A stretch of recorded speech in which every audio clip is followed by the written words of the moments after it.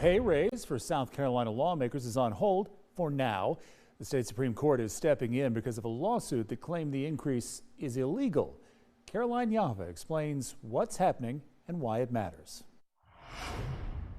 Lawmakers will not receive more money in their accounts next month. The South Carolina Supreme Court has paused their paychecks while they take a closer look at the case. Looks at the Constitution and any other laws that have been passed and interpret those, and they can restrain both the legislature and the governor. So this is a huge win for democracy. The budget approved earlier this year included an extra $18,000 per year for legislators. We are, behind the times, and we have not kept up with inflation. We've not kept up with the cost of what it takes to actually, serve in the role of an elected official. That's money given to lawmakers to cover expenses during their legislative obligations. This does not impact the salary they receive. But State Senator Wes Clymer and former Senator Dick Harpootlian say it goes against the state constitution because the law says elected officials can't give themselves a raise in the middle of their term. I wanted to get involved in this because it was clearly a constitutional violation,